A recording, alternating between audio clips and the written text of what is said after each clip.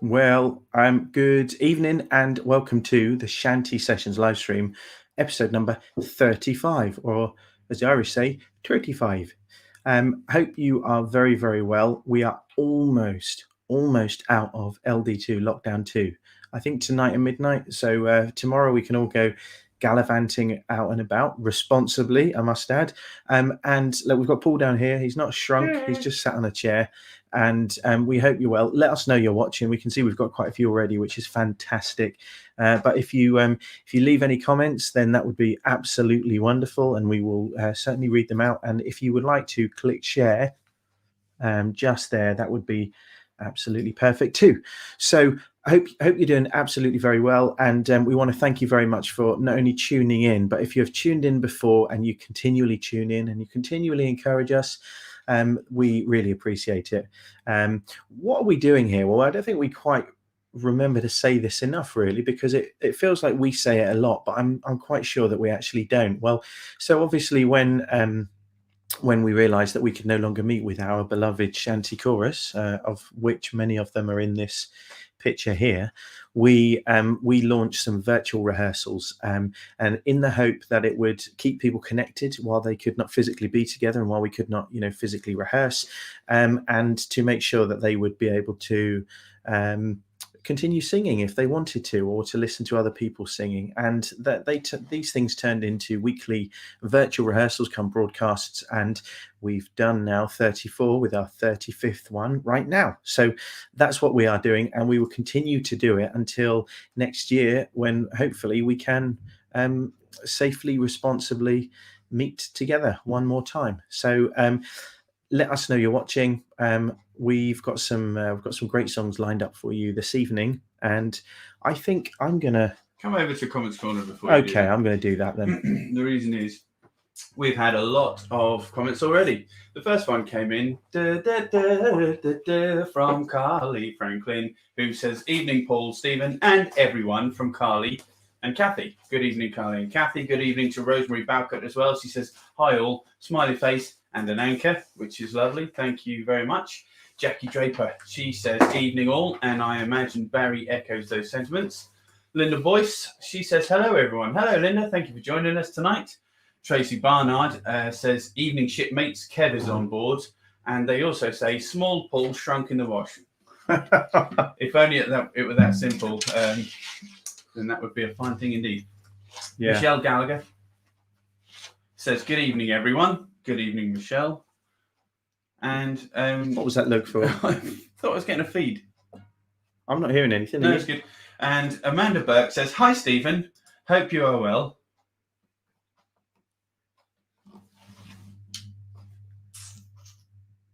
Well, I think we're going to carry on and just assume that we are still with you guys.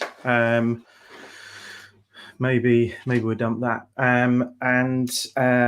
Yeah, so I'm going to cross over to this one. Yeah, that's better. If I'm on this one, okay. It's just that one that he got booted out of. But anyway, so I think I'm going to give you a song already, because the technology doesn't seem to like the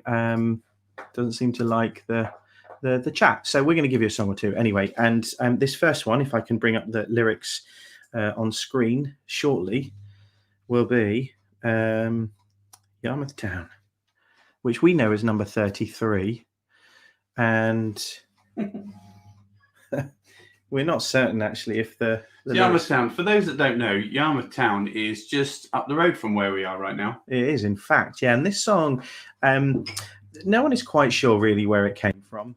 No one's quite sure whether it is actually a traditional song or not. It's claimed to be, and it's certainly understood and believed to be, and importantly, it's accepted to be a traditional song. But it's the story goes that Peter Bellamy brought it along to sing around one day and said that he'd heard it from somebody, which could well be true. I'm not suggesting that such a big folk giant as Peter Bellamy deliberately deceived anyone, but it's massive. Yeah, the general opinion was that it was too well formed and maybe a little modern for the time back then in the early 70s. But anyway, this is Yarmouth Town, and we'll bring two lyrics up.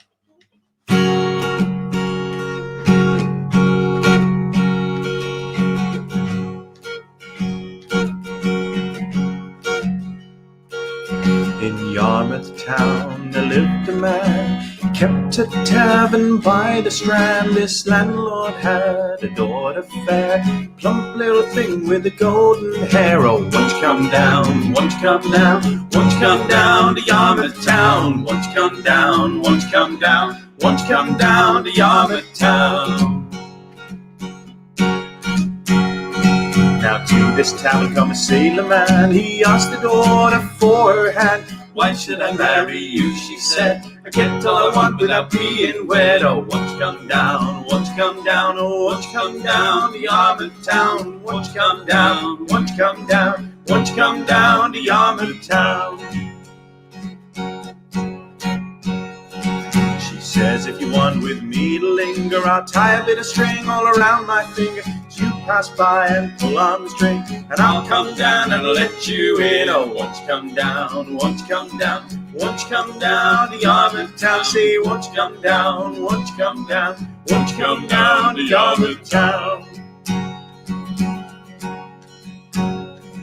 At closing time, the sailor man, he went to the tavern by the Strand. Then he went and he pulled on the string. She'd come down and she let him in. Oh, won't you come down, won't you come down, won't you come down to Yarmouth Town? Won't you come down, won't you come down, won't you come down to Yarmouth Town?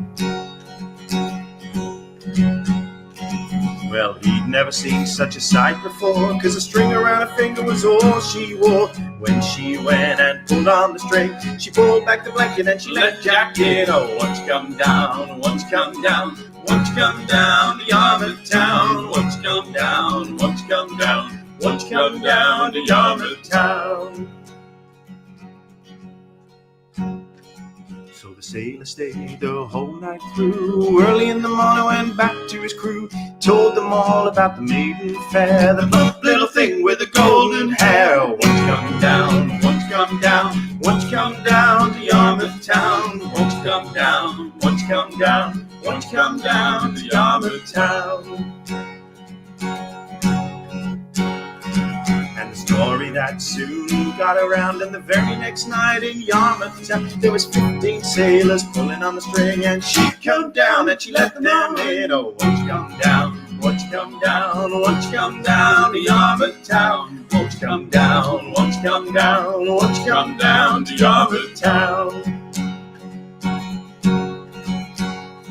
So all young men to Yarmouth do go, see a plump little girl with her hair hung low. Well, all you gotta do is pull on the string, she'll come down and she'll let you all in. Oh, won't you come down, won't you come down, won't you come down to Yarmouth Town? Oh, won't you come down, won't you come down, won't you come down to Yarmouth Town?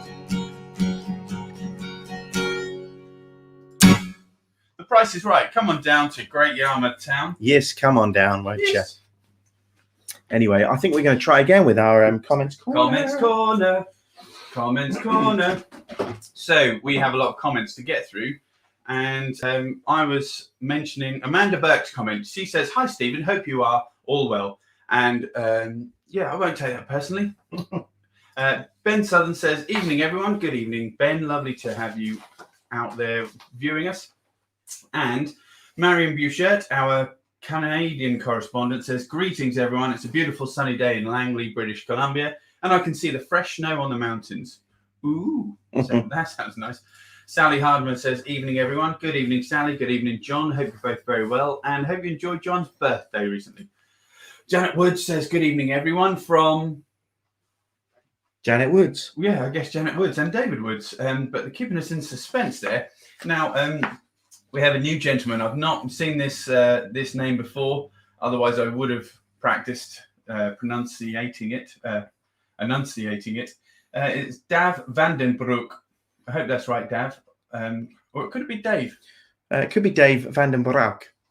Oh, yeah, I'm going to go for Vandenbroek, and we'll hope I get to prove Stephen wrong. He says, "Hello from Alexandria, Virginia, USA." Well, hello, Dav or Dave. Yeah. Hello, everyone in Virginia and Alexandria in general. Ahoy there. Ahoy all, says Sheila Davies. Hello, Sheila. And Ben says, "Evening, everyone." Carly Franklin says, 43, not 33. Lol. That must be Yarmouth Town. Yes. You got the number wrong, didn't he? Ken Duncan says hi from Ken and Wendy in Much Haddam Hearts. Hertfordshire. Yeah, but where's Much? Much Haddam. Oh, Much Haddam. Never heard of it. Yeah. I'll take your word for it. Ahoy there all, says Claire Garrett.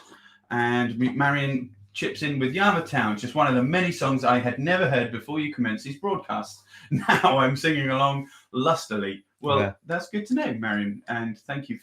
Would you all sing along lustily tonight, please? In fact, what other way is there to sing along? Huh? I don't know, but I'm glad you do.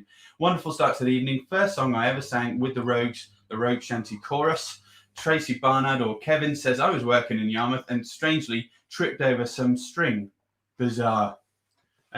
Yeah, that is. Although for Great Yarmouth, not as bizarre as it might be. There's some very bizarre things going on in Great Yarmouth.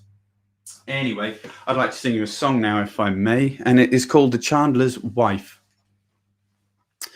And it goes like this. But first off, what we're going to do is we're going to see if we can give you the lyrics, because we would absolutely, well, it's integral to the whole damn thing to know that you are singing along at home, especially if you're one of our rogues. You have to sing along, and that's the way it goes. Yeah. So here you go. Here's the lyrics, and the little red symbols indicate that there's a repeat between those two lines. So hopefully you're. And the little red X's indicate that we need you to go like that. So this is certainly is a traditional song, but the earliest recording only dates back to about 1939, and it's a recording by a folk musician called Ward Ford. Which, if that's not a name, born to be a musician, I don't know what is. And there's absolutely a kind of a communal composition feel for this song, in that the chandler's wife can become the tailor's wife, the butcher's boy. The butcher's boy, yeah. Lots more beside the farm servant, the coachman's whip, the Lincolnshire poacher. You know, there's any number of professions can be inserted to to make ready the occasion. And anyway, so not in the Round Folk Index, not in there, interestingly, but certainly is accepted to be a traditional song. So I hope you enjoy.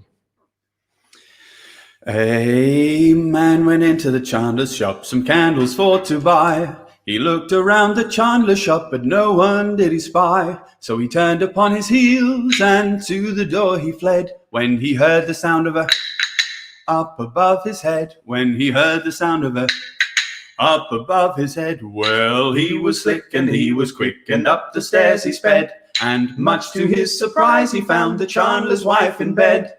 And with her was a fine young man of most incredible size, and they were having a right before his eyes, and they were having a right before his eyes. When the fun was over and done, the lady raised her head.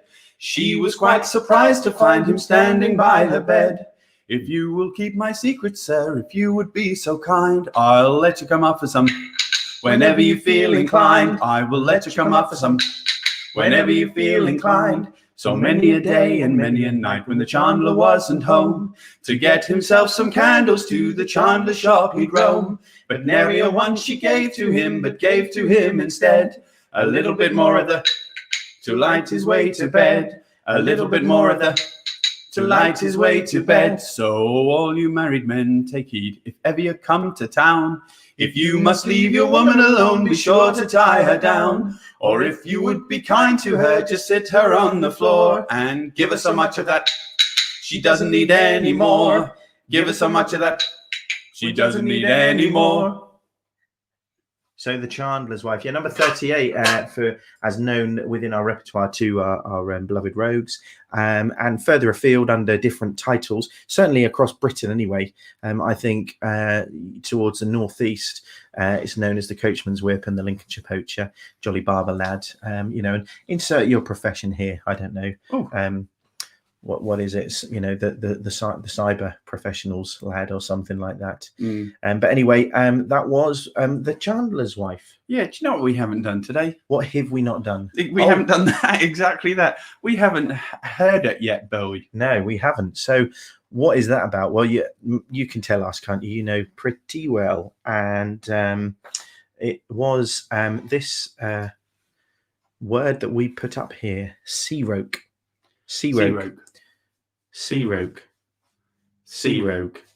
And we asked you to have a guess and see what you think that might mean. And we take that from Have a little guess. we take that from a wonderful book called Suffolk Words and Phrases by Edward Moore. And old Edward Moore, he wrote this book because he was just a little bit concerned that some of his some of the phrases, words, and colloquialisms from his beloved Suffolk seemed to be on the wane back in the early to mid 19th century, and so he wrote this book to hopefully remedy that. Quite possibly it worked, but certainly the words that are not particularly well known or in common usage, we pick one once a week or once a shanty session, and we ask you to have a guess what you think that might mean. And so have a guess. You don't win anything. You can't cheat, or we ask you not to. So as we always say, it's a rubbish old competition, but have a go anyway. Why don't you? Yeah, why don't you?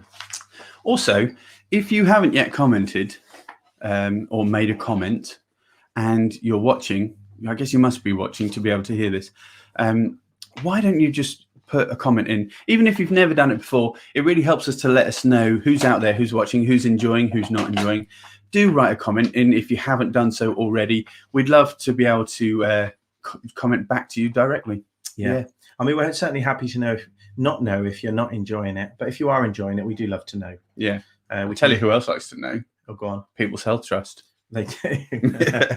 So we should absolutely say thank you to the People's Health Trust. They are funding us through a program of theirs called Active Communities, and we're in the middle of this funding project with them, and they've been very supportive in allowing us, enabling us, and supporting us, encouraging us to go online with it, so that we can stay connected with the project participants and new members and people who are interested in an intercultural exchange. So we love the fact that we actually pick up information and comments and encouragement from people overseas. So please do keep that coming. I'm heading over to Comment Corner. You do that, Beth. Now, Sally Hardman. Oh, let's see if I can get rid of some of this. Sally Hardman, she's got something to say. Basically, she's wondering what kind of theme we're going for tonight. I'll tell you. Theme. Yarmouth Town and Chandler's Wife. Is there a theme to this evening? And Kev. What do you think, Sally? Kev Barnard says, ooh, and bawdy shanties, which I think is what Sally, Kev, Tracy, and Michelle were all having their minds on. And Sally Hardman comes in with a guess. I think that's actually see karaoke, as in karaoke. So singing shanties down pub. Very good. That is brilliant. Yeah, see karaoke. Yeah, that's mixing genres, right, left, and middle. Kev says, sea roke, is it searing fish or meat on coals or coke heater? From Kev. Very good. Could be. Ahoy there. All yet again, good to be with you all, says Sue Day. Hello, Sue. Thanks for joining us. Now, Marion Bouchet's written a little essay here. When I used to perform the Chandler's Shop, I would always write a new final verse based on current events. Oh, I like that. I wish we'd thought of that if we've been clever. For example, so all you lonesome men take heed, whatever you need to buy, you can get your money's worth if the Chandler's Shop you try. And here's a little secret, if you are NDP, she'll happily give you without the HST. No idea what all those things are. Well, she explains it. The NDP are the political party who are opposing the HST, which is Canadian equivalent of our VAT. Oh, I see. Yeah, that makes sense. Brilliant. Yeah. A bit of politics, as Ben Elton might say. Hazel Rumble says, hi all, sorry a bit late tonight. Don't worry about it, Hazel. Just it's nice to have you. And Janice Marjoram says, hi everyone. And she's got a little anchor emoji as well, which is fantastic. Yeah, and beers.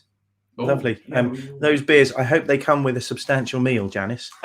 Anyway, let's carry straight on. I'm going to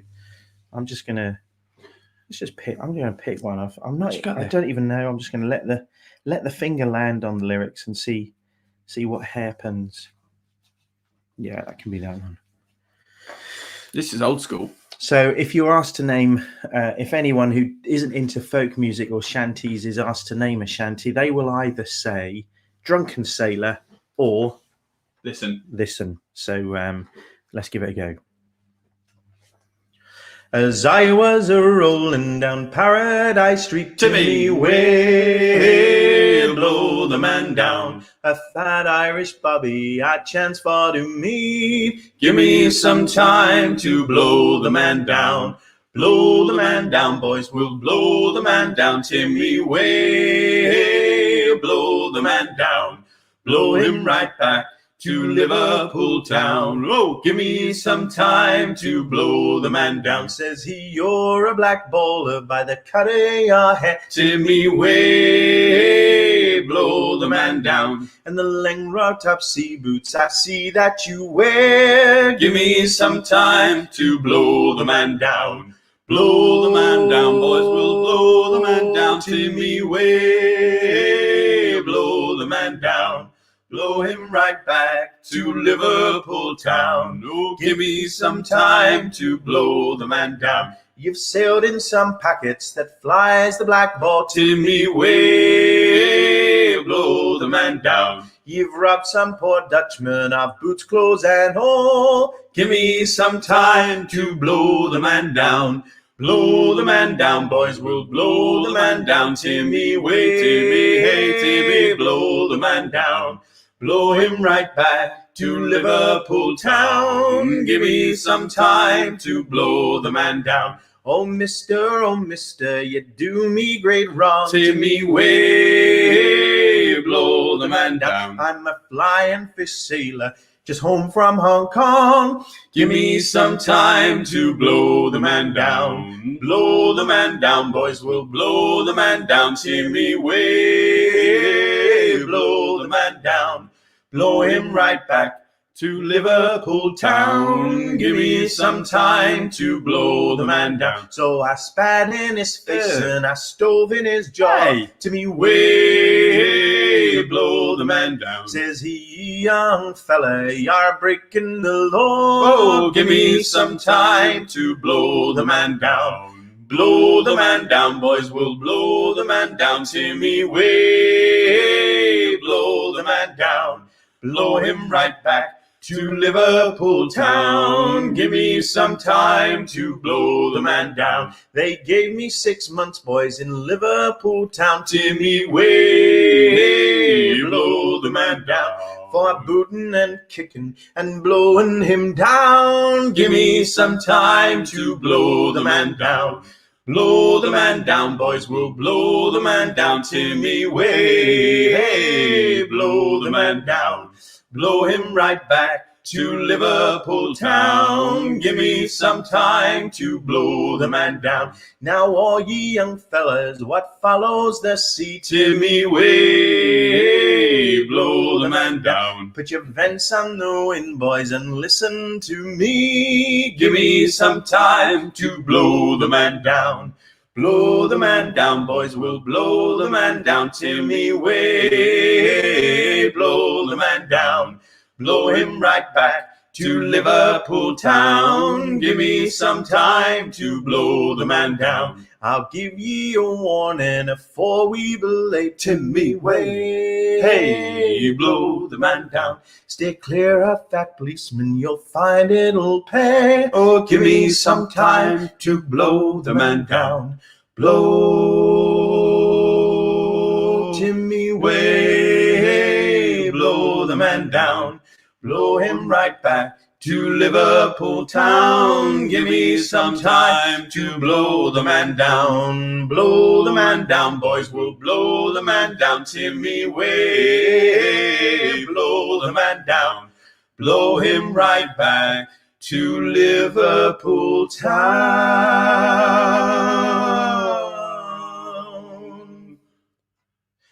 Give me some time to blow the man down. Okay, let's get the lyrics out of the way and just let's have a look at some comments. What you've been saying then? Carly says, I like this song, we're singing along. Thank you very much, Carly. Thank you very much. We just need to know. And Rosemary Bokit says, she's not on the beer, is she? No, glass of wine and a smile. Lovely. Well, that's good. Good. Lovely. Well, so couple of things we want to say. One is that if you've just if you caught us late, you'll have missed the our opening speech. And one of the things we said there was not to make it awkward. We don't want you to have to click it all night long, but please click share. If you enjoy it and you think that somebody on your feed might also enjoy it, please do click share. The other thing is we announced our word of the week from old Edward Moore. Hey, you heard it? Suffolk Words and Phrases, published originally 1823. And the word this week is sea roke. Sea roke. Sea roke. Sea roke.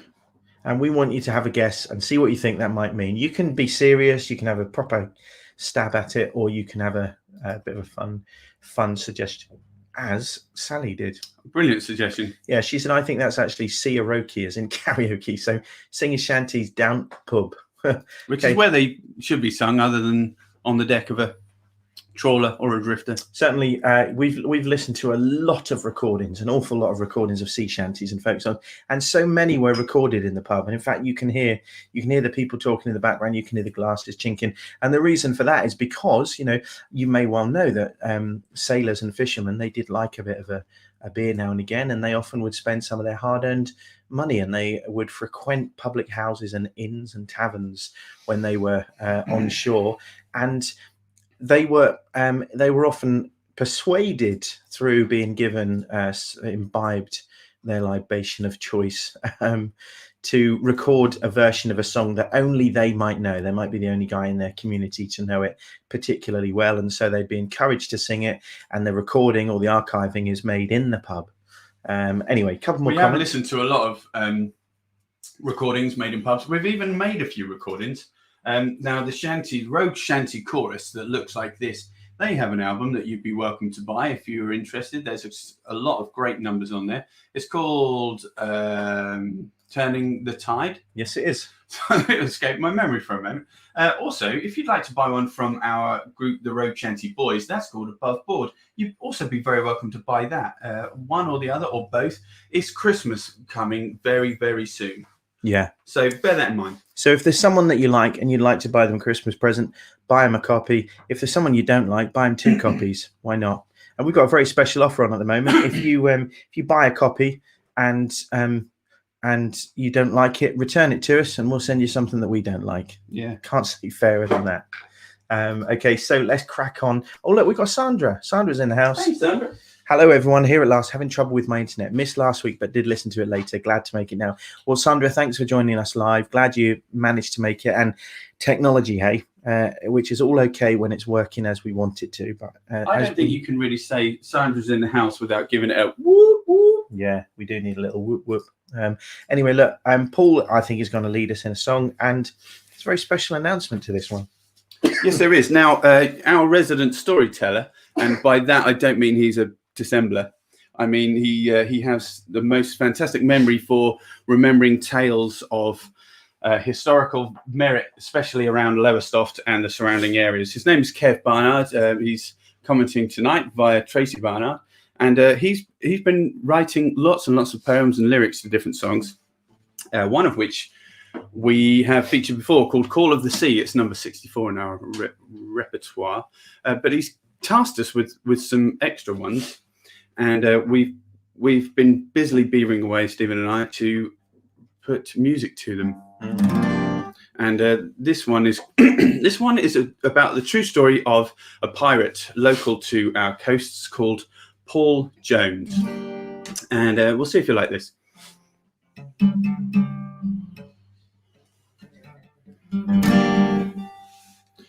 Mm-hmm. Dead man's bones, dead man's bones. Beware the pirate gentleman Paul Jones, a privateer, searching for rich pickings and valuable souvenirs. He roamed the Suffolk coast, the inland channels too. Smuggling business he would boast, surrounded by his fiercely loyal crew. Oft chased or engaged in battle, boat and crew stood the test. He'd make the revenue cutters rattle and mark them from the crow's nest. Dead man's bone, dead man's bone. Beware the pirate gentleman Paul Jones, a privateer, searching for rich pickings and valuable souvenirs. night on Pakefield Cliff, crowds gathered seaward gaze.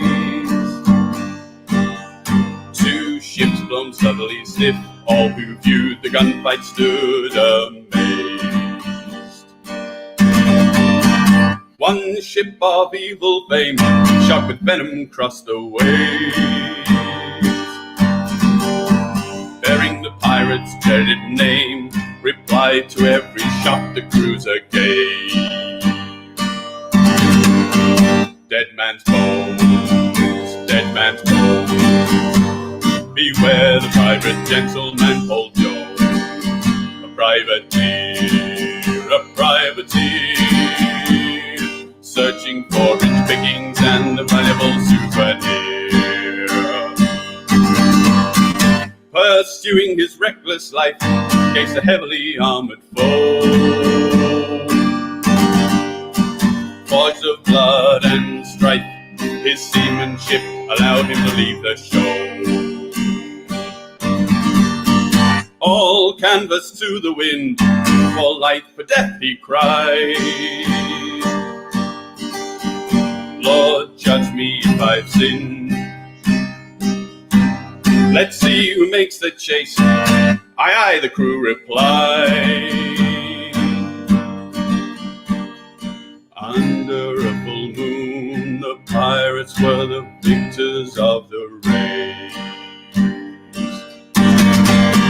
Dead man's bones, dead man's bones, beware the pirate gentleman Paul Jones, a privateer, searching for rich pickings and a valuable souvenir. Dead man's bones, dead man's bones. Okay, I did my very best there to put Paul off. A song that he just written. I say he just written, he composed with lyrics from our wonderful Kevin Barnard. As Paul said, storyteller, not fibber, but he tells stories. He reenacts wonderful historical and cultural research. And that was a true story about a local pirate, or local to us, called Paul Jones. Yeah. Wasn't he a singer, Paul Jones? Still is, yeah. He's still with the blues band at the moment. What they say of Paul Jones, he talks like a Prince, sings like a Cockney, something like that. He was singing with Queen for a while, wasn't he? Very posh, wasn't he? Sandra Warner says, thanks. Oh dear, having trouble. Oh no.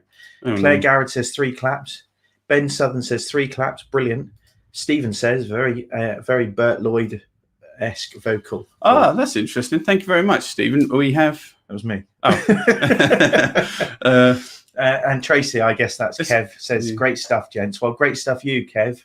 All the way back to you. You wrote it. There's more to come as well, but not tonight. No, yeah, we've got another 300 songs that we're going to be bringing to you soon. Soon, indeed. Yeah. So, what shall we do? Well, you know what? Sailor? You know what's coming? No. Christmas. Oh, it is, yeah. Yeah. So how would you feel about breaking out the Christmas material? And by Christmas material, I mean that one song. The one song, the token Christmas song that we do. Yeah, well, why not? I take it's not on here. Probably not, no. I mean, I think people will know this. This is the only kind of maritime-based Christmas hymn or carol that we know of. From the earliest publication of this was circa early 17th century, and quite possibly in Derbyshire. So, like many carols, it's not many, but not every.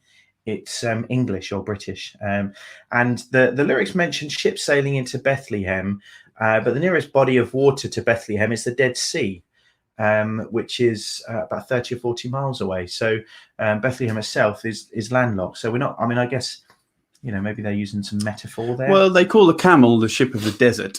Oh, there you go. And He's corrected me already. Of course, the 3 wise men apparently rode in on camels. So those 3 ships could have been. But in actual fact, although this is a traditional English folk song, the words of this carol were written by wandering minstrels as they travelled through the country. It is claimed in the original version of the carol, the 3 ships were the ones taking the supposed skulls and remains of the wise men to Cologne Cathedral in Germany. However, since the Middle That was a Ages, bit smelly there, wasn't it? yeah, it would have been. Since the Middle Ages, when it was first written, there have been many different lyrics with different biblical characters being on the ships. The most commonly used, of course, are Mary and Joseph.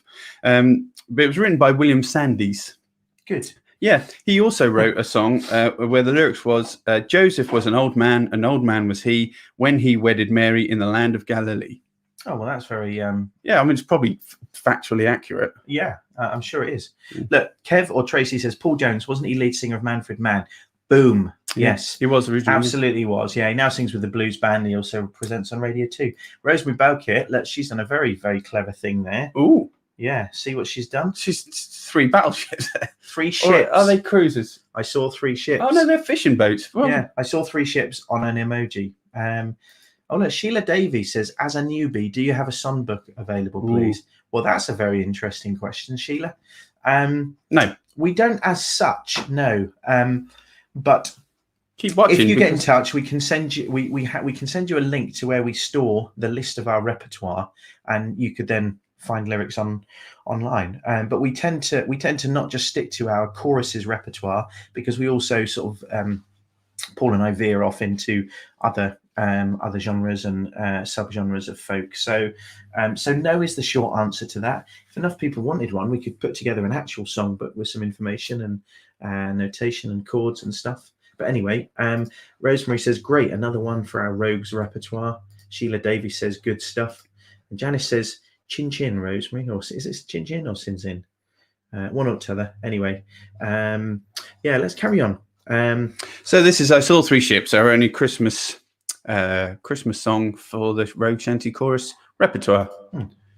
I saw 3 ships come sailing in on Christmas Day, on Christmas Day. I saw 3 ships come sailing in on Christmas Day in the morning. And what was in those ships, all 3 on Christmas Day, on Christmas Day? And what was in those ships, all 3 on Christmas Day in the morning? Our Savior Christ and his lady on Christmas Day, on Christmas Day. Our Savior Christ and his lady on Christmas Day in the morning. Pray with us sailed those ships, all 3 on Christmas Day, on Christmas Day. Pray with us sailed those ships, all 3 on Christmas Day in the morning. They sailed into Bethlehem on Christmas Day, on Christmas Day. They sailed into Bethlehem on Christmas Day in the morning. And all the bells on earth shall ring on Christmas Day, on Christmas Day. And all the bells on earth shall ring on Christmas Day in the morning.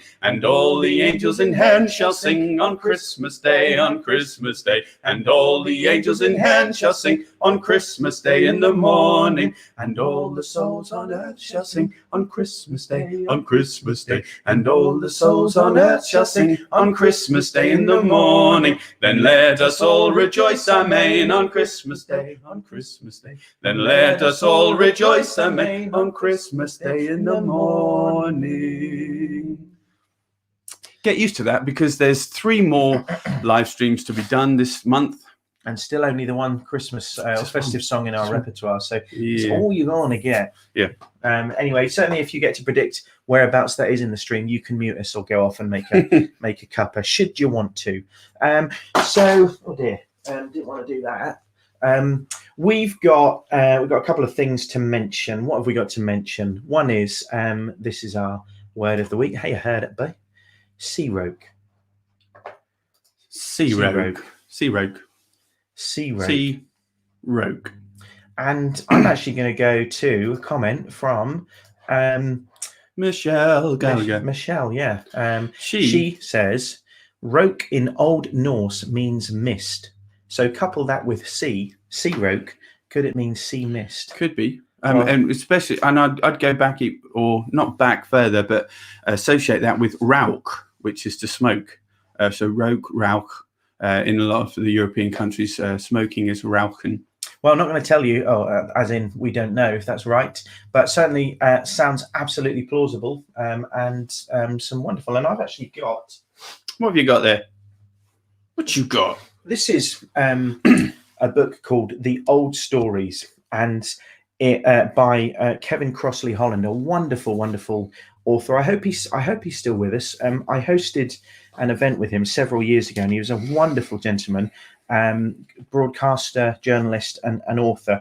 And he was very interested in the folklore and mythology of our beloved East Anglia. And these the stories in the book are all old stories that are told in, as he described it, the ancient part of England, East Anglia in the Fen country, and the stories of like boggarts, marsh sprites, and helpful strangers who can turn nasty. But he actually did an awful lot of research on the history of Norse mythology and its similarity to East Anglian folklore and stories, traditional stories, and drew a lot of comparison to that. So I only mention that because of Michelle's comment. So we'll see. We will see, Michelle. Anyway, look. Ashley Bovington says, yes, good evening all. Yes, it's the male Ash. Hi, Ash. Hey, Ash. Thanks for that. He's male and he's Ash. Lisa Bond says, sounds right. I guess that's in relation to Michelle's comment. Roke, yeah. It does sound right, doesn't it? Yeah. Sounds feasible. Yeah. Jackie Draper says, I've got the 25th of December on Christmas morning in my folder, but rarely sung it. True that. That's actually an original song of Paul's. So maybe we can persuade him to, the boy here, to sing it. It was largely rejected. It was largely rejected, but certainly not by Jackie. No, thank you, Jackie. Michelle says, evening, Ash. Yeah, male Ash. Yeah, male Ash. Indeed. Well, look, shall we do another song? Yeah, what do you fancy? I've got a couple. Yeah. I've got a rather rambunctious one. Rambunctious? Shall I go with that? I think we should have rambunctious, because my next one's going to be a little bit disrambunctional. Okay, well, I just need to find, just check what key we're in for this. Talk amongst yourselves, won't you? Yeah. Or maybe Paul might. Well, I might do. I might do. I probably won't, to be honest. We also may well have another Christmas song written or amended, adapted by Sally. Yay! It won't be today. By Sally Hardman, and she's very kindly passed the lyrics on to me. And I'm sure you'll all remember it from Hilarious Night at Top Cats. Oh, I remember that. Yes, you remember. Yeah. So this is a song not in our repertoire, but we've done it a few times for the chorus, and universally they seem to love it. I don't think anything to do with the way we do it or our versions, but just based on the fact that it's a great song, which was written by a great band called The Great Big Sea, Canadian band. They're certainly no longer playing live together, but they're kind of ex-members, or the driving force behind them are still musical and still going, or still trying to be artists, viable musicians. Anyway, The Great Big Sea, they wrote this song called The Night Pat Murphy Died. It certainly sounds traditional, it sounds Irish, but these guys are Canadian.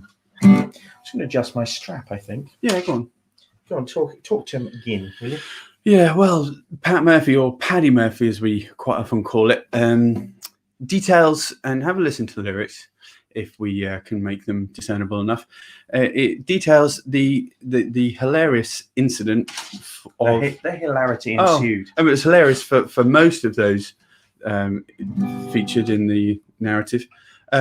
Whence a funeral took place of a certain man down the pub, and his widow was there, bless her. And it wasn't very funny for her, but I'm sure. Well, let's hope it wasn't a true story. Yeah. Anyway, no lyrics for this because we're just gone sing it to you. But you can join in if you know it. Oh, the night that Paddy Murphy died is a night I'll never forget. Some of these boys got loaded drunk and they ain't got sober yet. Ain't got sober yet.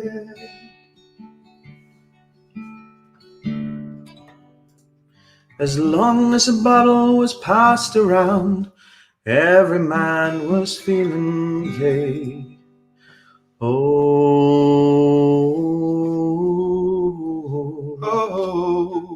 here he came with a bagpipe, some music for to play. Well, that's how they showed their respect for Paddy Murphy.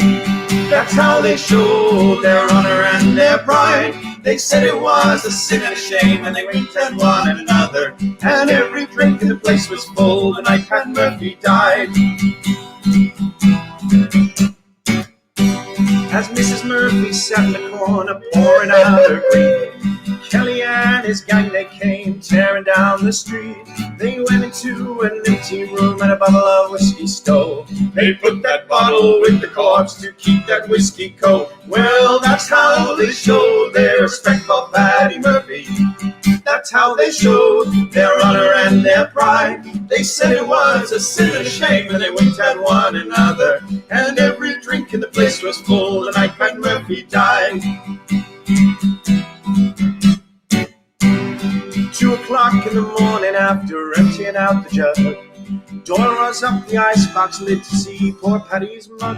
We stopped the clock so Mrs. Murphy could not tell the time. And 2:15, we argued it was 9. Well, that's how they showed their respect for Paddy Murphy. That's how they showed their honor and their pride. They said it was a sin and shame, and they winked at one another. And every drink in the place was full the night Paddy Murphy died. They stopped the hearse on George Street outside St. Anne's Saloon. They all went in at 8:30, staggered out at noon. They went into the graveyard, so holy and sublime, and found out when they got there they'd left the corpse behind. That's how they showed their respect for Paddy Murphy. That's how they showed their honor and their pride. They said it was a sin and shame, and they winked at one another. And every drink in the place was full the night Paddy Murphy died. And every drink in the place was full the night Paddy Murphy died. And every drink in the place was full the night Paddy Murphy died. Okay, so let's see a couple of comments. How many greats were in that sentence, Stephen? I lost count. I did as well. Great song. A great amount. Great song. Great arrangement. The Great Big Sea. Great. Yeah, that was. Anyway, thank you, Carly. 4 claps. Look, we've graduated from 3 to 4 universally as well, because Michelle also gives us 4 claps. And then let's just give Ashley Bovington's recognition to Michelle. Evening, with a big sort of awkward smile. Mm-hmm. That's not his profile picture, that's his emoji. And Claire gives 4 somethings. Clap, smiley face, clap, and crying with laughter. Yeah, crying with laughter. Yeah. So anyway, thank you very much. And all respect to Great Big Sea. Fantastic group, and certainly went on to influence some huge, Marion Bichette, I'm sure will let us know, but went on to influence some huge Canadian bands, including a particular band that we or I absolutely love, called the Dreadnaught. Wonderful band, shanty and folk band, punk shanty band. Yeah, certainly if for anything they lack musically that's punk, they make up for in their attitude, which is punky. So anyway, I think we will try and give you a song that maybe our shanty chorus know a little better in a short while, because first off, Paul is going to do you something else. I'll tell you about it afterwards, but I must try and keep the melody in my brain. It's been really hard one to learn. And this is called I Was Living by the Water, and it's by Anne Briggs. I was living by the water, late July moon's early quarter, summer mornings, early dawnings, paid no heed to me, gave no warnings of their endless way. Sea tide flowing in the river is all the music I would ever have. A long day since I went away. By the sea, curlews calling, hear the summer stars falling, fire burning in the sun, lighting up their way on the lonely sands of the western strands. It was there I made my way. On the mountain, there my song I'll sing. When the wind plays in the raven's wing, and I saw moorland horses dancing over the plains of the deadland marshes, down to the sea, voices from the empty moor. They call me past the stranger's door, because I keep no company, I make no enemies. The tide is turning, there is no waiting. Day was long, the sun was setting, sand shifting in the wind. These times they have no end. On the lonely sands of the western strands, it was there I made my way. It was there I made my way. I made my way. Now, I was looking for a song to sing, and whenever I'm a little bit stumped, I go for Anne Briggs, because I think she just has the most mesmeric voice I've ever heard. Now, this song was written by her. It was one of two songs written by her on her 1971 album for the Topic label. Now, as we mentioned A.L. Lloyd earlier, but he was actually the producer of this album. Of course he was. Of course he was, Bertie. And he wrote in the sleeve notes another of Anne Briggs' own compositions. If Go Your Way, which was her other self-penned number. Was that Fleetwood Mac? No. Go Your Way. If that was written because she wasn't seeing enough of a certain someone, Living by the Water came into being, she says, because she wasn't seeing anything of him at all. Oh. Now, Anne Briggs, a real wonderful talent, in my opinion. And for this album, she was playing the bouzouki. I love a good bouzouki. Yeah, a lovely instrument. And Greek, is it not? Yeah, I think it is by origin. Basically, it's just a mandolin with a big fat belly and a long neck. Mm. Yeah, an 8-stringed instrument. And she learned to play it rather well. Now, she was notoriously wild, apparently. And at 15, she hitchhiked with a friend to Edinburgh. They stayed overnight with Archie Fisher, who was the composer of The Final Trawl, which people from the Ancestors tour will remember. We've got that somewhere. The Final Trawl. You have sung it before on this. Should we give it a go? If you can. She was invited on stage by Ewan McCall at the age of 18, and she inspired a young Christy Moore to change his delivery slightly. In an episode of Folk Britannia, Richard Thompson, no less, recalled that he only ever encountered Briggs twice, and on both occasions she was unconscious with drink. Yeah, and part of some of her escapades involved pushing people out of haylofts and diving off of piers to go and look at seals. Now, this studio album, which I mentioned, what was it called? I think it was eponymous, Anne Briggs. It was her third and final studio album in 1973, and she almost retired, apart from singing for A.L. Lloyd's memorial concert in 1990. Yes, still alive. Don't think she's singing much, or maybe she's just enjoying music herself, but she has some wonderful content out there. You may remember I sang She Moved Through the Fair. Wonderful version of hers. I implore you to look her up. Anne Briggs, wonderful voice. Anyway, Archie Fisher. Remember all the chords? Yeah. I'm blagging this big time. Archie Fisher. Yeah, we're okay. Who wrote The Final Trawl, was someone that she stayed with, and this is The Final Trawl.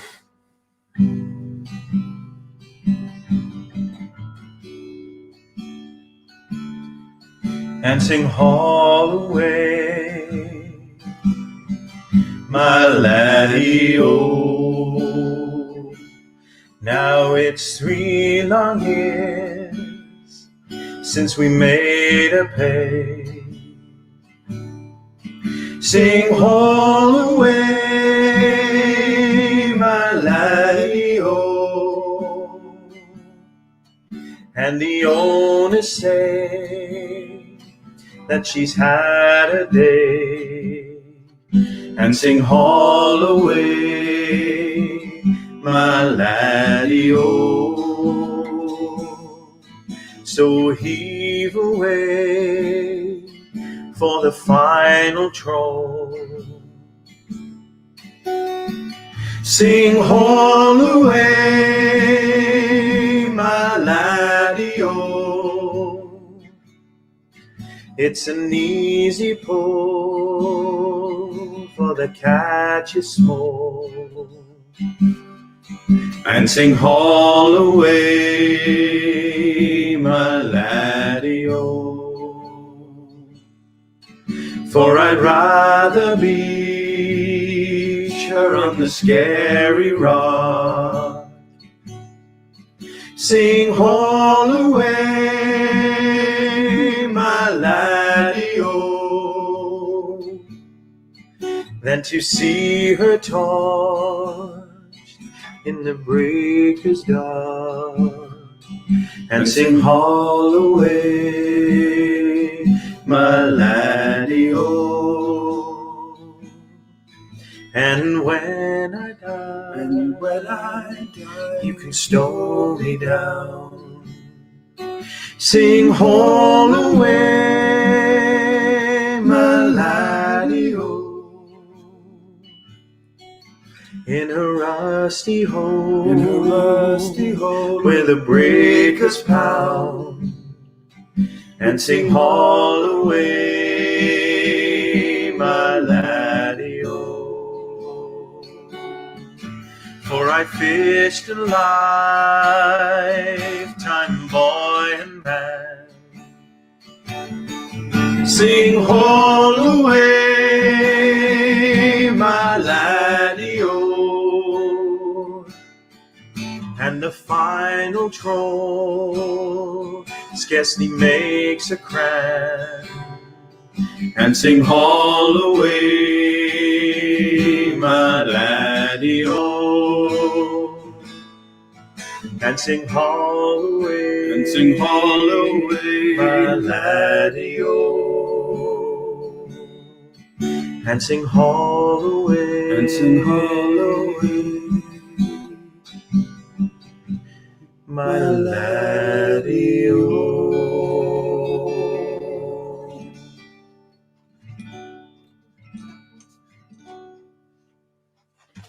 Yeah, I love that song, Archie Fisher. I think he wrote that like 1971, 1973 as a commission. He wrote it like for a festival or something, and he was asked to. And then I'm something like correct in saying that he either never got to perform it or the festival didn't want to use it, and then he stuck it out as an album filler. Not really rating it much himself, and I think almost forgot about it. And it had a kind of revival, maybe, a couple of decades later.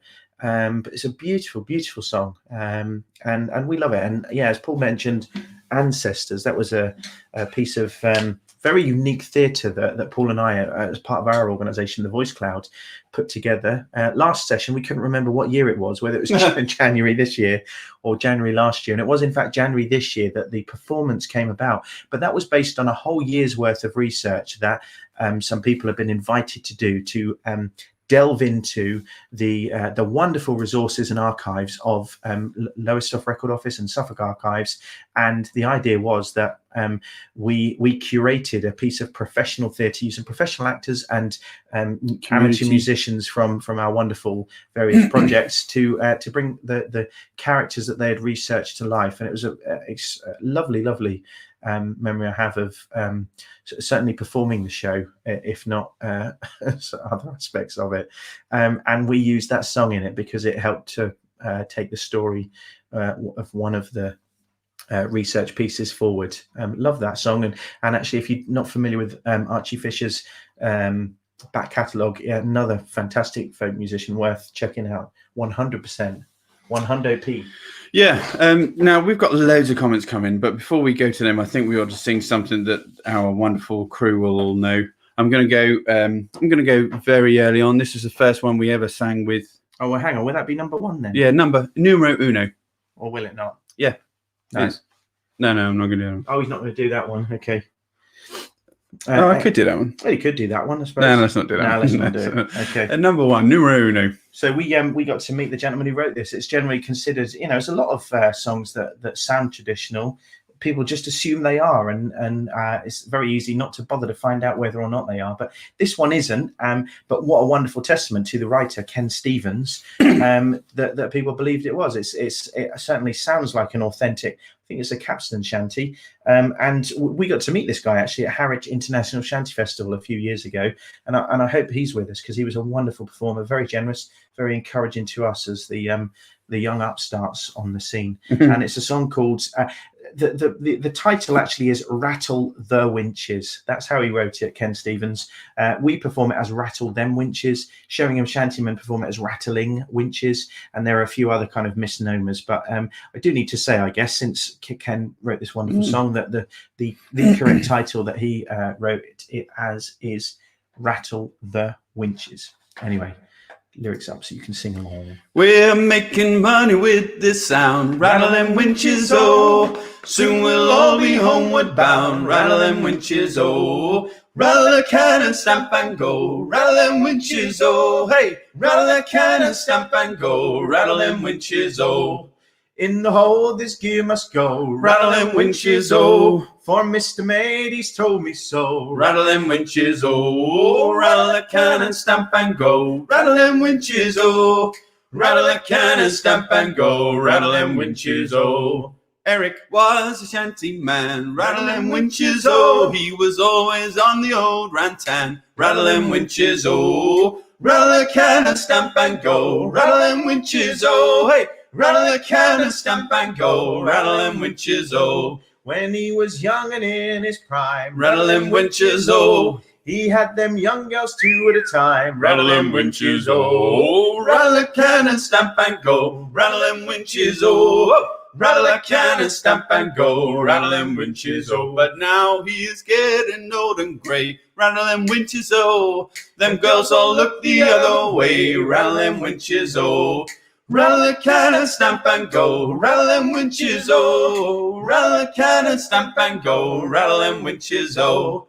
He's got a girl in Felixstowe. Rattle them winches, oh. These days she's let herself go. Rattle them winches, oh. Rattle the cannon, stamp and go. Rattle them winches, oh. Rattle the cannon, stamp and go. Rattle them winches, oh. We'll all have a drink in the Dog and Duck. Rattle them winches, oh. With the girls in there we'll try our luck. Rattle them winches, oh. Rattle the cannon, stamp and go. Rattle them winches, oh. Rattle the cannon, stamp and go. Rattle them winches, oh. One more rattle and then belay. Better rattle them winches, oh. We rattle this gear enough today. Rattle them winches, oh. Rattle the cannon, stamp and go. Rattle them winches, oh. Rattle the cannon, stamp and go. Rattle them winches, oh. Rattle the cannon, stamp and go. Rattle them winches, oh. Rattle the cannon, stamp and go. Rattle them winches, oh. Okay, so look, let's just have another pop of this on the screen. Sea Roke by Edward Moore in his book Suffolk Words and Phrases. Let us know what you think that might mean. Trying to cheat, and you can either be serious or not. It's totally up to you. But anyway, Paul's over in Comment corner. Lisa Bond, way back 12 minutes ago, gave 3 rounds of applause. Not sure what to, but to something. Thank you, Lisa. And Claire Garrett says, lovely, haunting melody, beautiful. And that's not how I would describe Rattle Them Witches. I'm kidding. I think that was to the aforementioned Anne Briggs song, Living by the Water. That was lovely, says Sally. I think she means the same thing. And congratulations. I will have to check out Anne Briggs, says Tracy and Kevin. Carly Franklin says, love this song. I think she's talking about the final trawl. Love singing the harmonies on this. Such a beautiful song. Also, Final Trawl. And Carly Franklin says 4 rounds of applause. And Sally Hardman says, me too. Can't remember what that was about, but she said it. One of my favourite songs from the Ancestors Tour. Beautiful melody. I have to say, not mine. Beautiful and well sung, says Sheila Davies. Thank you very much, Sheila Davies. And where are we? Lisa Bond says, haul away. 2 rounds of applause. Also very lovely, says Claire Garrett. Lovely gents, says Marion Boucher. These are... Aww. We're going to struggle to get our heads out of the door. Bravo, boys. How lovely, Ladio, says Linda Boyce. Thank you very much. Hi, Stephen, Paul, and everyone, says Monica Manning. Hi, Monica. Thank you for coming in. Beautiful boys. Thank you, says Anne Benz. Well, thank you. Hi, everyone, says Marie Gallagher.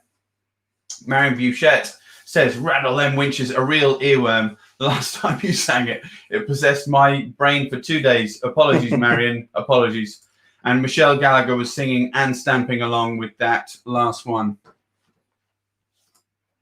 Well, there you go. You finished? I'm done. You finished or what? I'm done. Okay. So we're going to do you now a song which is within the repertoire of the Road Shanty Chorus, although I think some of them would prefer that it wasn't, because whenever we do this song live, enough of them have a bit of a grumble, because it's not even that complicated really in the arrangement, but it's a bit of an ordeal for us, and that's probably compensated by about as many people who say, oh, we should do this more often. It's brilliant. This is a song that we've got from our beloved Slave Songs of the Georgia Sea Islands by Lydia Parrish, just over there on bookshelf. Is she? She's not, no, but the book is.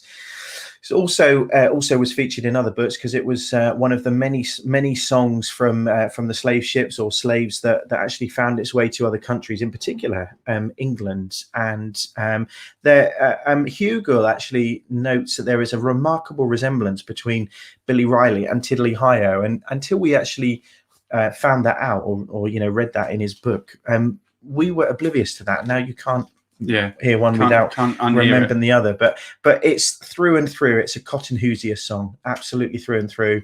And if you know a few Cotton Hoosier songs, you will absolutely agree with us when we sing it. Chat after this song about the Hoosiers. Okay, yeah.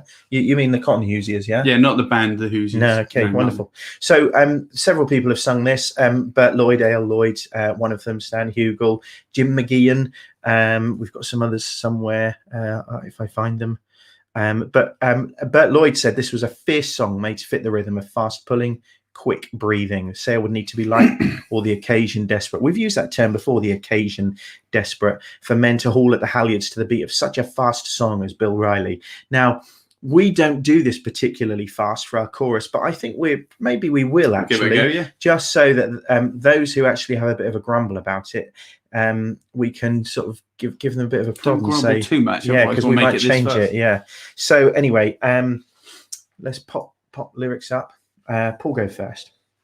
Oh, Billy Riley, Mr. Billy Riley. Oh, Billy Riley. Oh, Billy Riley, Mr. Billy Riley. Oh, Billy Riley. Oh, Billy Riley was a dancing master. Oh, Billy Riley. Oh, Billy Riley was a dancing master. Oh, Billy Riley. Oh, Billy Riley shipped aboard a droger. Oh, Billy Riley. Oh, Billy Riley shipped aboard a droger. Oh, Billy Riley. Oh, Billy Riley wed the skipper's daughter.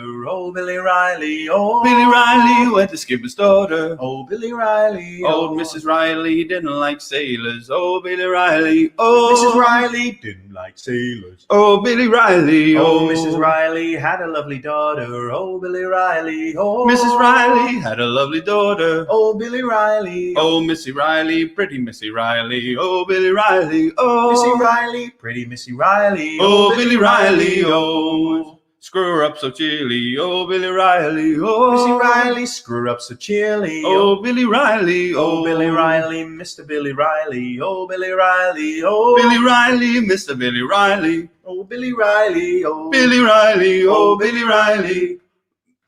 Oh, Billy Riley. Oh. Hey, what a mess, hey? They'll never know. Good job we weren't packing cotton too much into small parts of the ship. So that one absolutely, I guess you can tell from the lyrics that they're not so different from verse to verse. Certainly the word Riley was in every one. The word Billy was in most.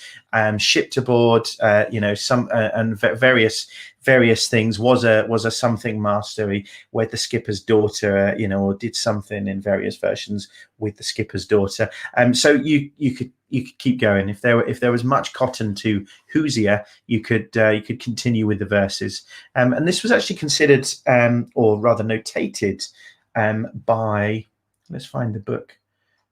Palmer in his, I can see a copy there, the Oxford Book of Sea Songs. It was actually documented that it was a song extremely popular within Green's Blackwell ships. The Green brothers had a company that sailed out of the Thames from London in particular, or rather from London, from the Thames in particular, and elsewhere around the mid-19th century.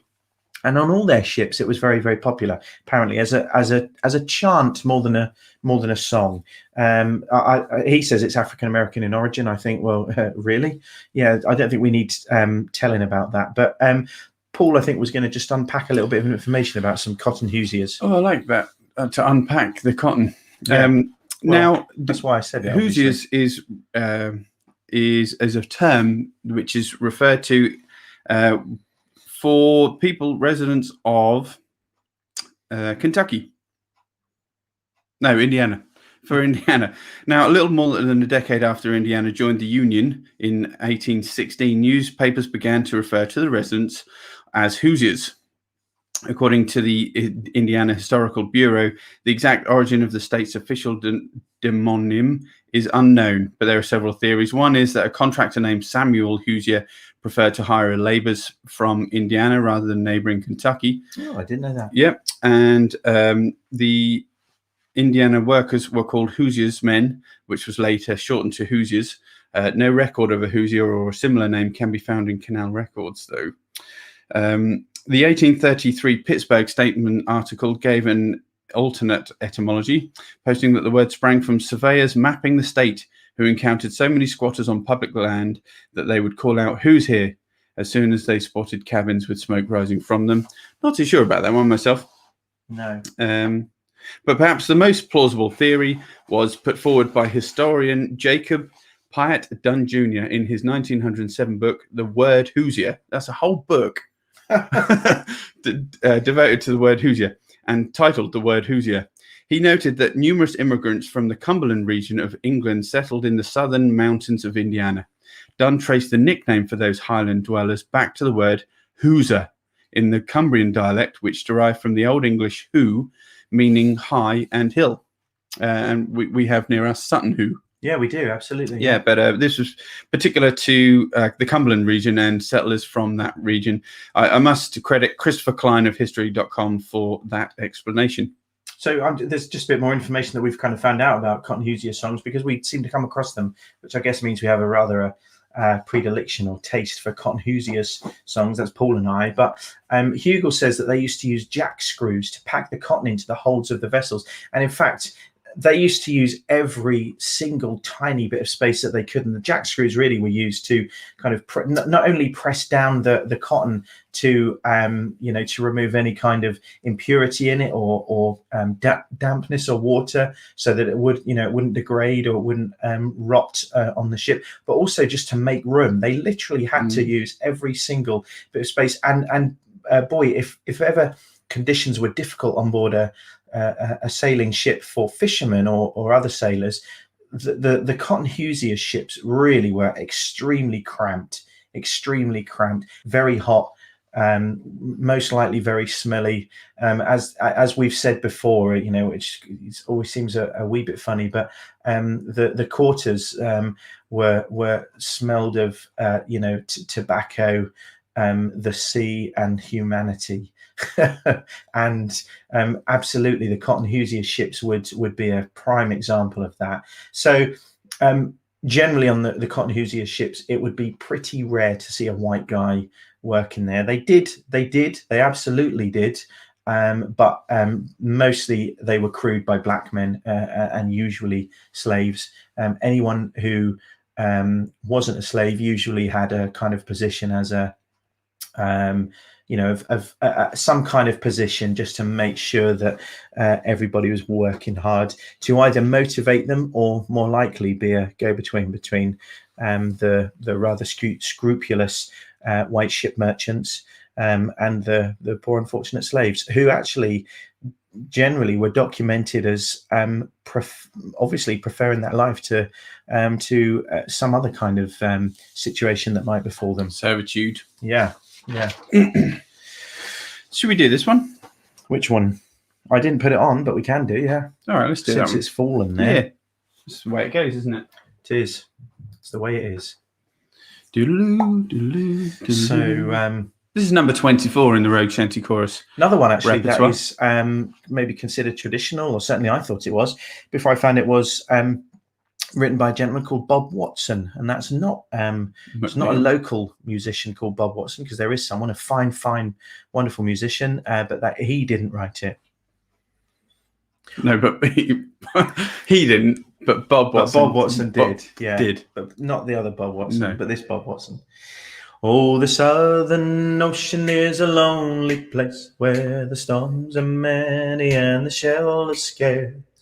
Down upon the Southern Ocean, sailing down below Cape Horn, on the restless waters and the troubling sky, there you see that Molly Morg wheel and fly. Down upon the Southern Ocean, sailing down below Cape Horn. Won't you ride the wind and go, White Seabird? Ride the wind and go, Molly Morg. Down upon the Southern Ocean, sailing down below Cape Horn. See the Mollymach riding on his wide white wings, and Lordy, what a lonesome song he sings. Down upon the Southern Ocean, sailing down below Cape Horn. And he's got no compass and he's got no gear, and there's none can tell you how the Mollymach steer. Down upon the Southern Ocean, sailing down below Cape Horn. Won't you ride the wind and go, I'd see, but ride the wind and go, Molly Morg. Down upon the Southern Ocean, sailing down below Cape Horn. He's the ghost of a sailor man, so I've heard say, whose body sank and his soul flew away. Down upon the Southern Ocean, sailing down below Cape Horn. And he's got no haven and he's got no home, bound forevermore to wheel and roam. Down upon the Southern Ocean, sailing down below Cape Horn. Won't you ride the wind and go, I'd see, but ride the wind and go, Molly Morg. Down upon the Southern Ocean, sailing down below Cape Horn. When I get too weary for to sail no more, let my bones sink better far away from shore. Down upon the Southern Ocean, sailing down below Cape Horn. You can cast me loose and leave me drifting free, and I'll keep that big bird company. Down upon the Southern Ocean, sailing down below Cape Horn. Won't you ride the wind and go, I'd see, but ride the wind and go, Molly Morg. Down upon the Southern Ocean, sailing down below Cape Horn. Down below Cape. Ride the wind and go, I'd see, but ride the wind and go, Molly Morg. Down upon the Southern Ocean, sailing down below Cape Horn. Down below Cape. Down below Cape Horn. Down below Cape Horn. Hey, and a little sneaky view of the Bellina, which maybe we'll do another session. Yeah, another time. Just because it moved on. Anyway, let's do. We've got some lovely comments just come in. Oh, have we? Yeah, from Trish. Okay. Oh, yeah. Oh, Trish, bless you. I hope you're well, Trish. Thanks for the comment. Lovely to see you guys. Hope you're both well. Well, me. I'm sure you mean me, because I'm your choir master. All hail the choir master. Yeah. And there's a comment there from Becky.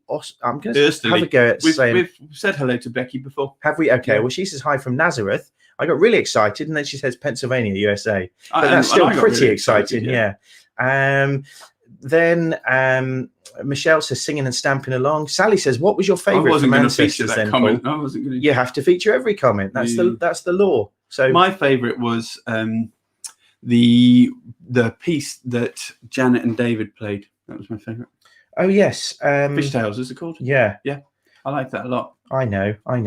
Okay, so Pat Briggs says my very favourite. Thank you, beautifully sung. Well, thank you, Pat. It's very nice of you to say so. Michelle says love singing.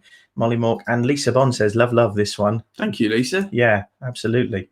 Well, thank you very much. Look, we're drawing towards the end, but we still want you to have a go at, if you haven't already. If you have, there's no point in guessing again or just repeating your comment. But what do you think this means? Sea roke. Sea roke. Sea roke. Sea roke. Sea roke.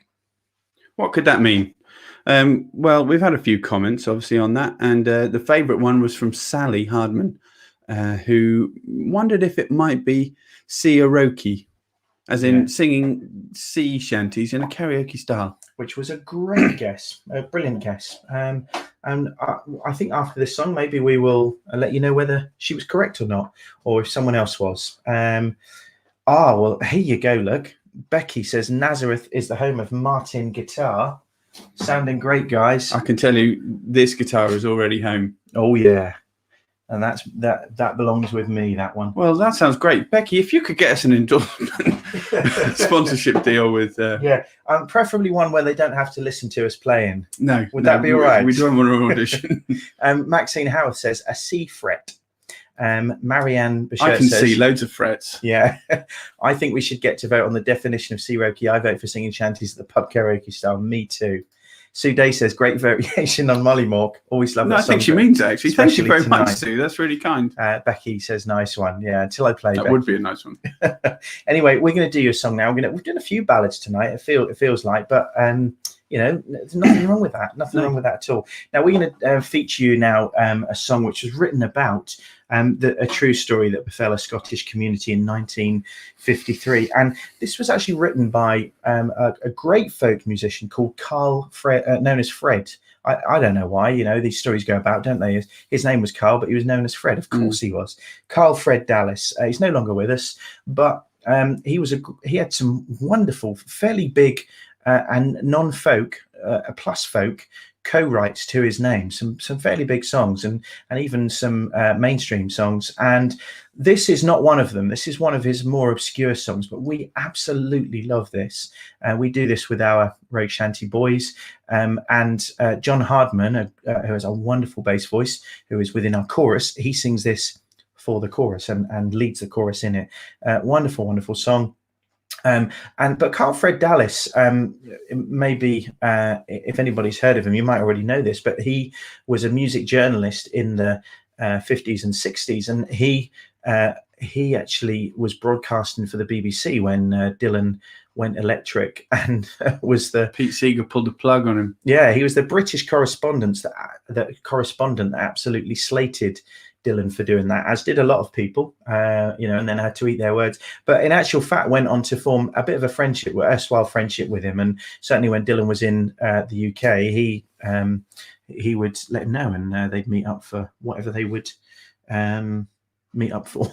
Anyway, and without further ado, we're going to sing you this. And what is it about? We said it's about a true story, but there was a lifeboat called the Robert Lindsay, which had just been commissioned to the Scottish town of Arbroath, and on the 27th of October 1953, the crew had a call out to another vessel that was in distress.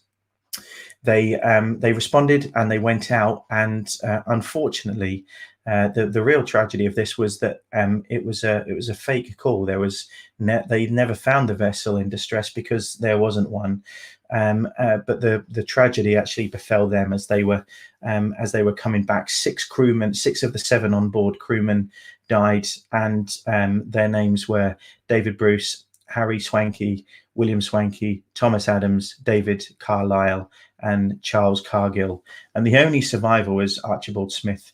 And he did so through the sheer fortune of being able to hold onto a rope thrown across the boat by watchers from the land. And as we know from the accounts of the tragedy, the boat was so close. At one point in the song, it sings about the boat coming across the bar, which means it was close to the shore, and people were literally wading into the sea with ropes to try and help these guys. I think it was also eventually caught underneath the sort of shingle on the beach, and pushed in so deep that the men were probably still alive at that point, and drowning underneath that pressure of water, even in a quite shallow area. But it should be said, Archie Smith actually only just survived. He was pretty beaten up. I think his legs particularly were smashed up.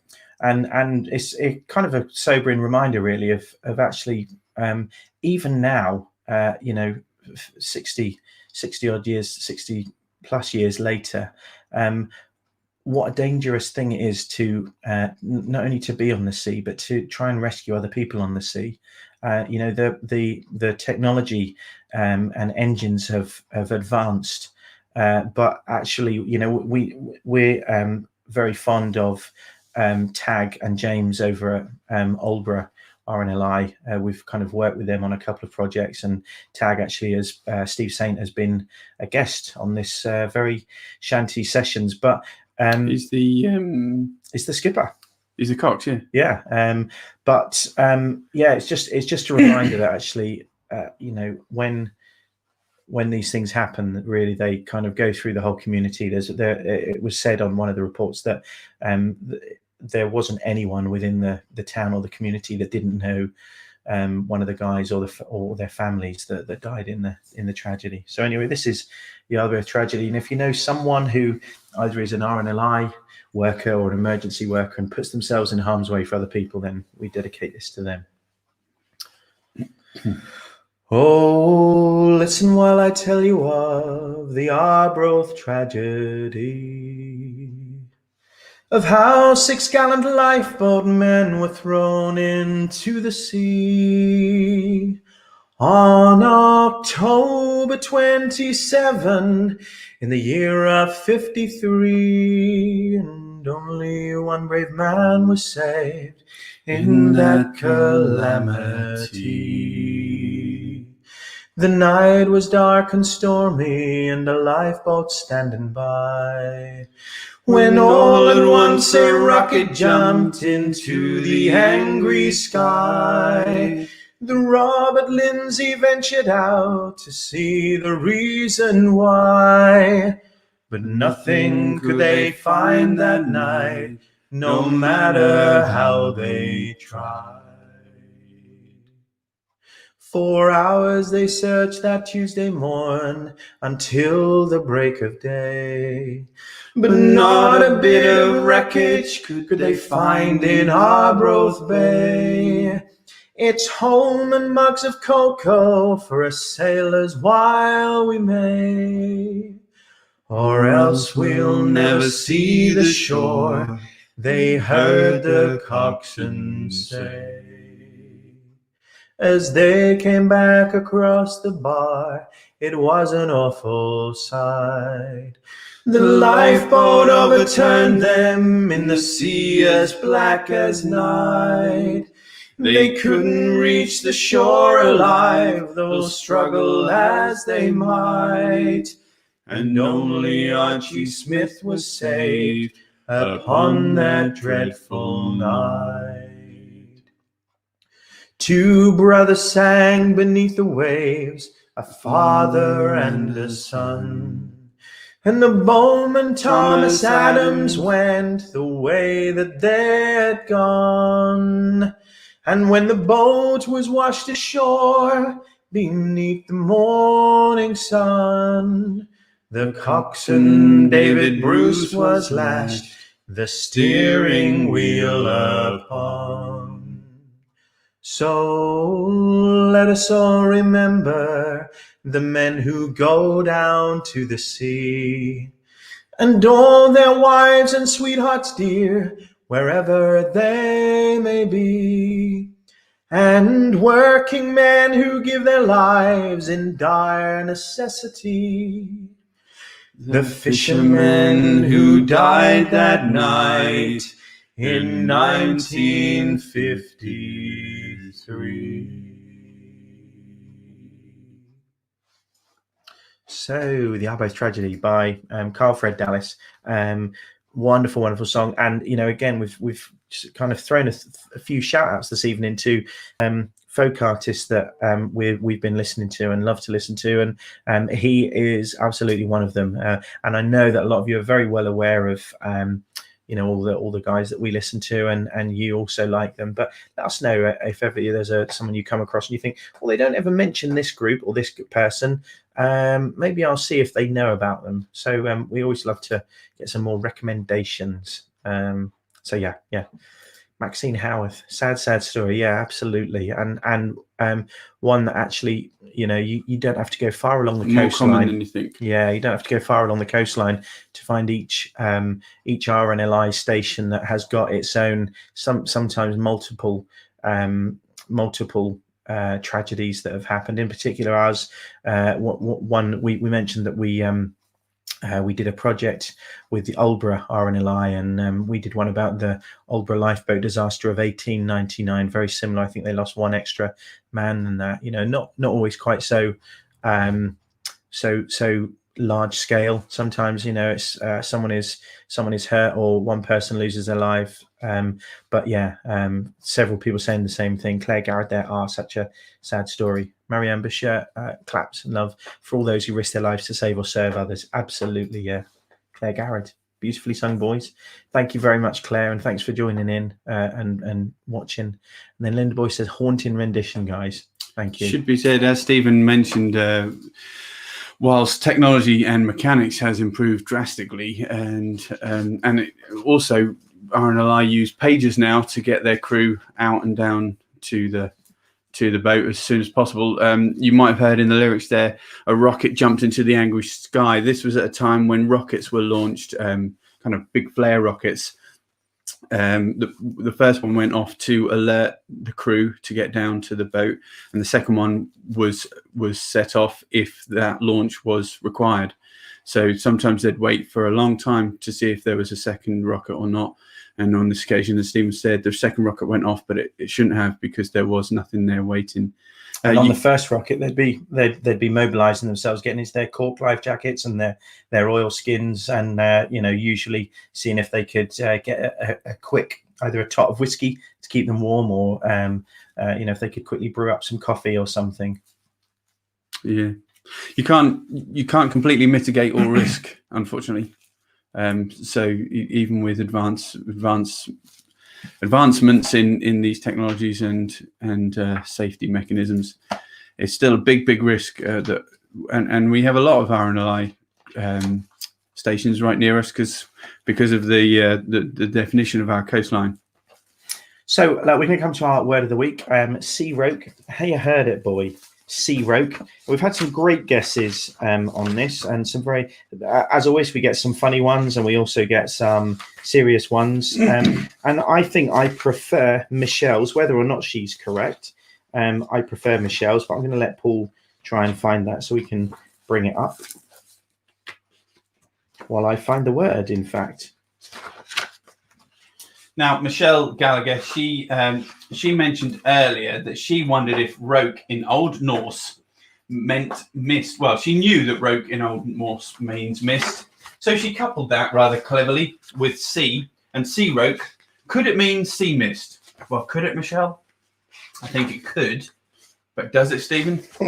Keep going. Yeah, I'm going to keep going. So it does. Do you know what, Michelle? You're only exactly right. It says sea roke, a fog or mist suddenly approaching from the direction of the sea. Not uncommon, obviously, on the eastern coast.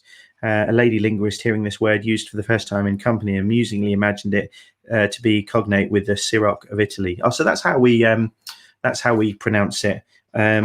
So there you go. You were just completely correct there, Michelle. So well done. As we say, you don't win anything. Other than the recognition of your peers. Exactly. I think that Maxine Howarth deserves to have the final comment displayed on, unless someone gets it with something better. But she says it is the noblest thing to risk your life for others. Isn't it just, Maxine? Thank you ever so much, anyone who's tuned in tonight. We will be here. We will be right here next week with episode 36 and more Christmas songs. Absolutely. Next Monday, Ivan is back. I think it's for his final one. And so next Monday, Ivan. Next Tuesday, us. And I think, unless there's anything else, we will probably say good night and adieu. Farewell and adieu to you, Spanish ladies.